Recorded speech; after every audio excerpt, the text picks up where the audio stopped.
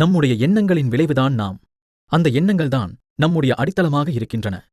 நாம் அந்த எண்ணங்களால் உருவாக்கப்பட்டு உள்ளோம். தம்மபதம்.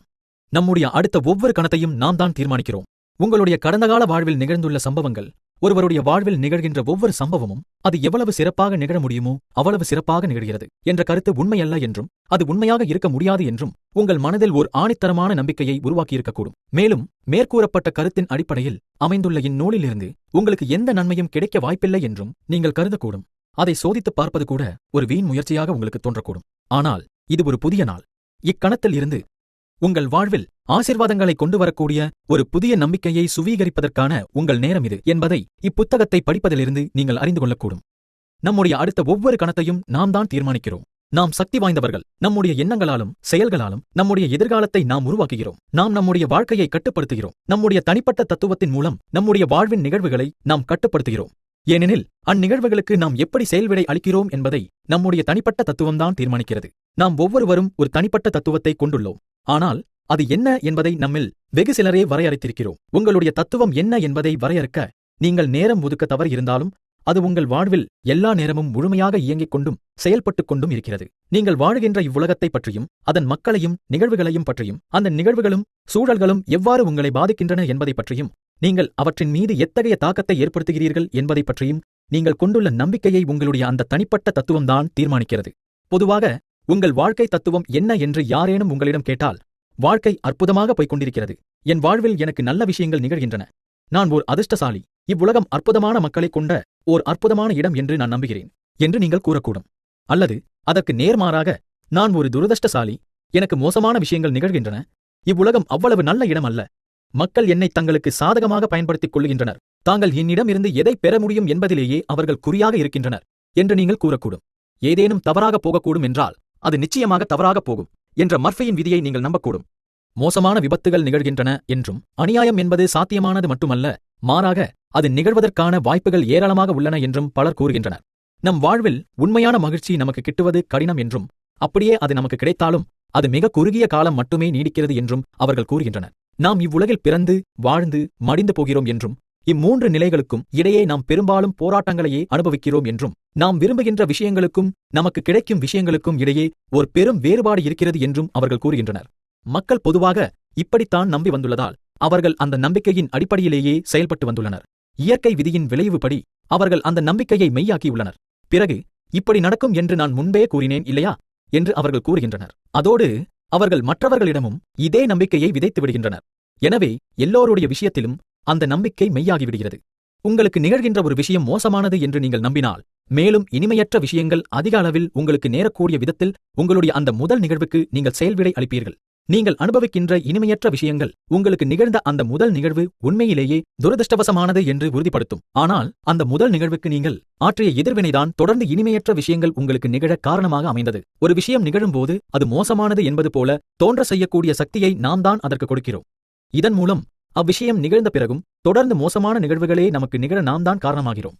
எடுத்த எடுப்பிலேயே எந்த ஒரு விஷயத்தையும் நல்லது என்றோ அல்லது கெட்டது என்றோ முத்திரை குத்திவிட முடியாது. அவ்விஷயம் குறித்த உங்களுடைய எண்ணம்தான் அதை நல்லதாகவோ அல்லது மோசமானதாகவோ ஆக்குகிறது என்று நாடக ஆசிரியரான வில்லியம் ஷேக்ஸ்பியர் கூறியுள்ளார். உங்கள் வாழ்வில் ஏற்படும் நிகழ்வுகளுக்கு நீங்கள் செயல்விடை அளிக்கும் விதத்தை உங்கள் தனிப்பட்ட தத்துவம்தான் தீர்மானிக்கிறது.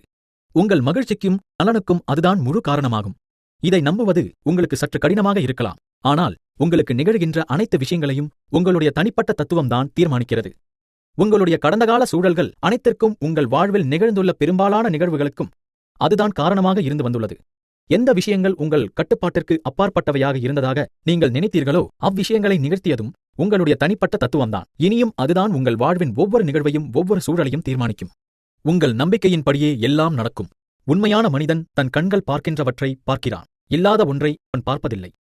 தன்னுடைய காதுகள் செவிமடுக்கும் விஷயங்களை அவன் கேட்கிறான், கற்பனையான குரல்கள் எதையும் அவன் கேட்பதில்லை, மறைவான அர்த்தங்களை அவன் தேடுவதில்லை. சுவாங் சூ.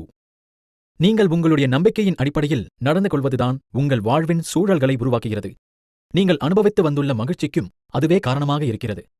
எல்லாமே நம்முடைய மனதிற்குள்தான் நடைபெறுகிறது என்று இயற்பியலாளரும் நூலாசிரியருமான ஃப்ரெட் ஆலன் வூல்ஃப் கூறுகிறார். மேக்ஸின் கதையை எடுத்துக்கொள்ளுங்கள். அவர் சொந்தமாக ஒரு சாண்ட்விச் கடையை வெற்றிகரமாக நடத்திக் கொண்டிருந்தார். அவருடைய அச்சிறிய கடையில் உணவருந்துவதற்காக மக்கள் நீண்ட வரிசைகளில் காத்திருந்தனர். அவர் தன் வாடிக்கையாளர்களுக்கு சாண்ட்விச்சுகளை பரிமாறியதோடு கூடவே ஊறுகாயையும் உருளைக்கிழங்கு சிப்ஸையும் சில சமயங்களில் ஏதேனும் ஒரு மென்பானத்தையும் இலவசமாக வழங்கினார். அவருடைய சாண்ட்விச்சுகளும் அளவில் பெரிதாகவும் பசியாற்றக்கூடியவையாகவும் இருந்தன. ஒருநாள் தூரத்து நகரம் ஒன்றில் வாழ்ந்து கொண்டிருந்த அவருடைய மகன் அவரை பார்க்க வந்தான். மேக்ஸும் அவனும் சிறிது நேரம் மகிழ்ச்சியாக நேரத்தை செலவிட்டனர். பிறகு அவன் தன் தந்தையிடமிருந்து விடைபெற்றுக் கொண்டபோது, அப்பா, நீங்கள் உங்கள் சாண்ட்விச் கடையை நடத்திக் கொண்டிருக்கும் விதத்தை நான் சிறிது நேரம் கவனித்து வந்தேன். உங்கள் நலனுக்காக நான் உங்களுக்கு ஒன்றை சொல்லிக்கொள்ள விரும்புகிறேன். சாண்ட்விச் வாங்குபவர்களுக்கு இவ்வளவு இலவசங்களை கொடுப்பதன் மூலம் நீங்கள் ஒரு பெரிய தவறு செய்து கொண்டிருக்கிறீர்கள். நாட்டின் பொருளாதாரம் மிக மோசமான நிலையில் இருக்கிறது. மக்களுக்கு வேலை இல்லை. எனவே செலவழிப்பதற்கு அவர்களிடம் மிக குறைவான பணமே இருக்கிறது. இலவச பொருட்களை கொடுப்பதை நீங்கள் குறைத்துக் கொள்ள வேண்டும். சாண்ட்விச்சின் அளவையும் நீங்கள் சிறிதாக்க வேண்டும். இல்லாவிட்டால் விரைவில் உங்கள் கடை நஷ்டத்தில் ஓடத் தொடங்கும் என்று கூறினான். இதைக் கேட்டு ஆச்சரியமடைந்த மேக்ஸ் தன் மகனுக்கு நன்றி கூறிவிட்டு அவனுடைய அறிவுரையைப் பற்றி தான் நிச்சயமாக சிந்திப்பதாக கூறினார். தன் மகன் அங்கிருந்து புறப்பட்டு சென்றவுடன் சிறிது நேரம் சிந்தனையில் ஆழ்ந்த அவர் அவனுடைய அறிவுரையை பின்பற்ற முடிவு செய்தார். தன் வாடிக்கையாளர்களுக்கு இலவசங்களை கொடுப்பதை அவர் நிறுத்தினார். சாண்ட்விச்சுகளுக்குள் நிரப்பப்படுகின்ற பொருட்களின் அளவையும் அவர் கணிசமாக குறைத்தார். பல வாடிக்கையாளர்கள் இதனால் ஏமாற்றமடைந்தனர். விரைவில் அவர்கள் அனைவரும் அவருடைய கடைக்கு வருவதை நிறுத்திவிட்டனர். இதையடுத்து மேக்ஸ் தன் மகனுக்கு ஒரு கடிதம் எழுதினார். நீ கூறியது சரிதான். நாட்டின் பொருளாதாரம் மிக மோசமான நிலையில்தான் இருக்கிறது. அதன் விளைவை நான் என்னுடைய கடையில் நேரடியாக அனுபவித்துக் கொண்டிருக்கிறேன். நாட்டின் பொருளாதார நிலை மோசமாக இருந்ததாக மேக்ஸின் மகன் கூறியது உண்மைதான். ஏனெனில் அவன் தன்னை சுற்றி எல்லா இடங்களிலும் அதன் விளைவை பார்த்துக் கொண்டிருந்தான். ஆனால் நிலைமை அவ்வளவு மோசமாக இருந்தபோது கூட அவனுடைய தந்தையின் கடை வெற்றிகரமாகத்தான் இயங்கிக் கொண்டிருந்தது. பொருளாதார நிலை மோசமாக இருந்ததையும் பலர் வேலையின்றி இருந்ததையும் பணப்பற்றாக்குறை இருந்ததையும் மேக்ஸ் அறிந்திருக்கவில்லை. அவர் எல்லோருக்கும் தாராளமாக எல்லாவற்றையும் கொடுத்துக் கொண்டிருந்தார். அதற்கான பலன்களை அவர் அறுவடை செய்து கொண்டிருந்தார். அவருடைய கடை லாபகரமாக இயங்கிக் கொண்டிருந்தது. ஆனால் நாட்டின் பொருளாதார நிலை மோசமாக இருந்ததாக அவருடைய மகன் அவரிடம் கூறிய பிறகு அவர் அதற்கு ஏற்றவாறு நடந்து கொள்ளத் தொடங்கினார்.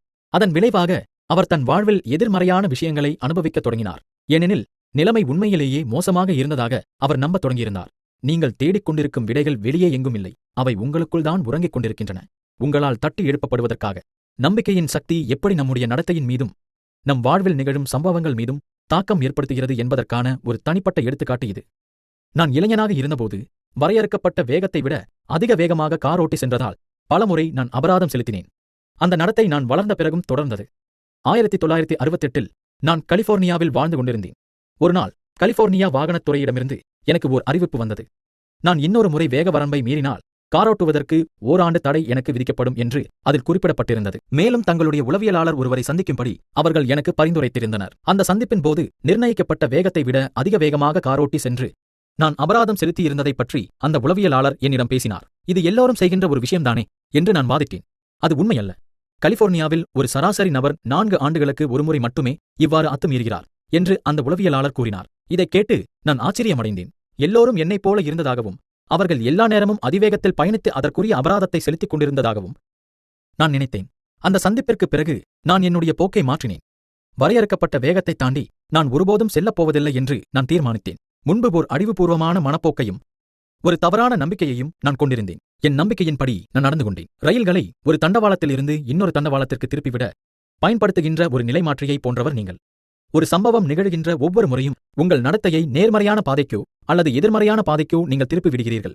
உங்களுக்கு நேரும் சம்பவம் உங்கள் மனதை காயப்படுத்தினாலோ அல்லது உங்களிடமிருந்து எதையேனும் பறித்துக் கொண்டாலோ கூட உங்கள் நடத்தை நேர்மறையாகவோ அல்லது எதிர்மறையாகவோ அமைவது உங்கள் கட்டுப்பாட்டில்தான் இருக்கிறது. அந்த சம்பவத்தினால் ஏற்படக்கூடிய எதிர்கால விளைவை நீங்கள்தான் தீர்மானிக்கிறீர்கள்.